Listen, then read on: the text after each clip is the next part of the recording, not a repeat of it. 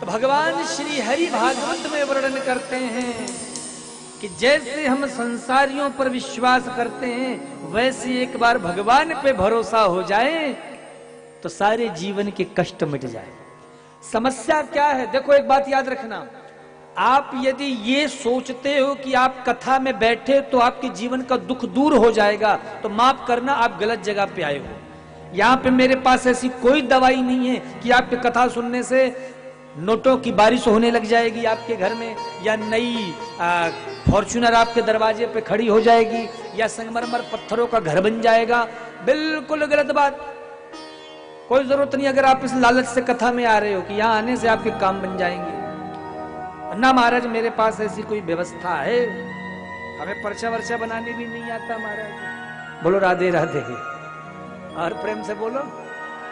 अब तो महाराज सिर्फ कथा भागवत सुनाना जानते हैं। कथा में तुम्हें राम कथा सुननी हो, भागवत कथा सुननी हो, शिव पुराण सुननी हो, गरुड़ पुराण सुननी हो, जो सुननी हो सुना देंगे, और कुछ नहीं। बोलो राधे राधे।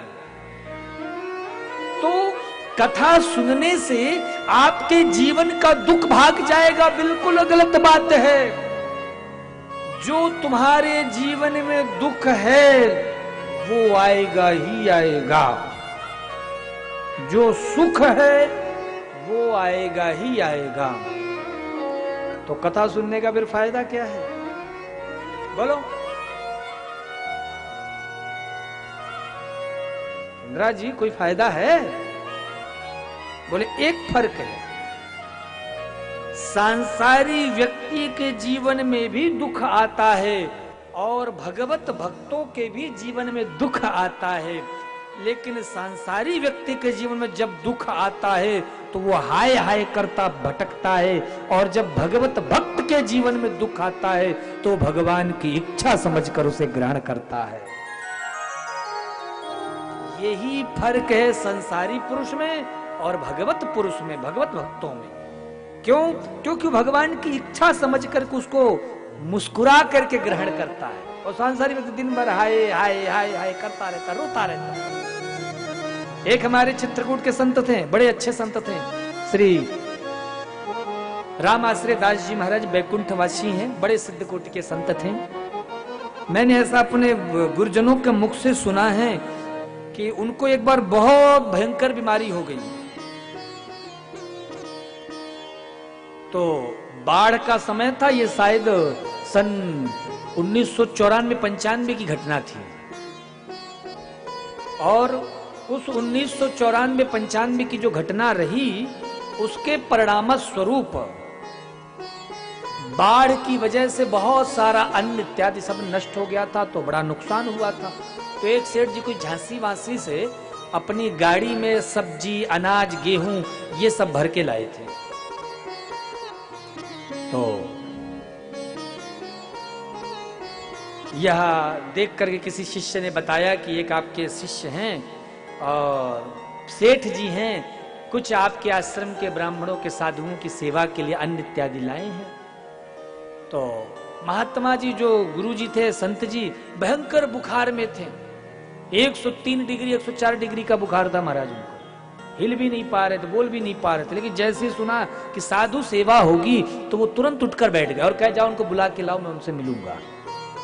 और एक कंबल था बगल में, धर दिया। महाराज सत्य बात बता रहा हूं,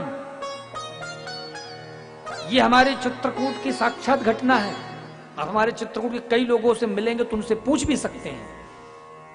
ऐसा हमारे संतों ने बताया कि जब वो सेठ जी गए तो मिले तो ऐसा लगा जैसे बिल्कुल एकदम स्वस्थ।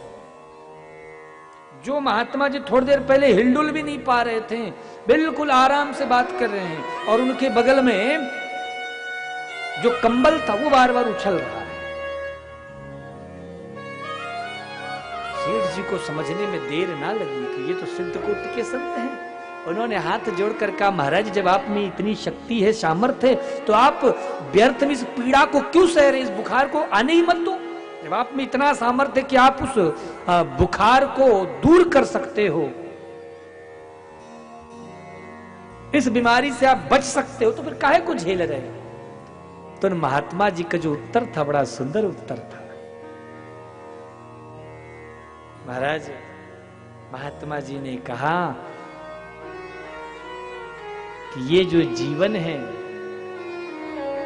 यह दोबारा जीने के लिए नहीं जीना है। अगर मैं इस कष्ट को आज नहीं सहूंगा तो मुझे इस कष्ट को सहने के लिए अगला जन्म पुनः लेना पड़ेगा, दोबारा आना पड़ेगा।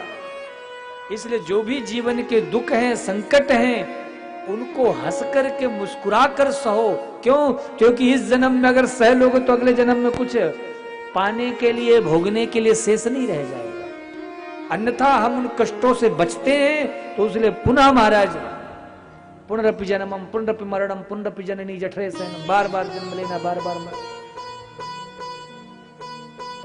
तो इससे यह शिक्षा लेनी चाहिए कि जीवन में जो दुख हैं, जो सुख हैं, जो प्रारब्धानुसार हैं वह आते हैं। भजन बल से, तप बल से उन कष्टों में कमी जरूर आती है, उन दुखों में कमी जरूर आती, पर आते जरूर है।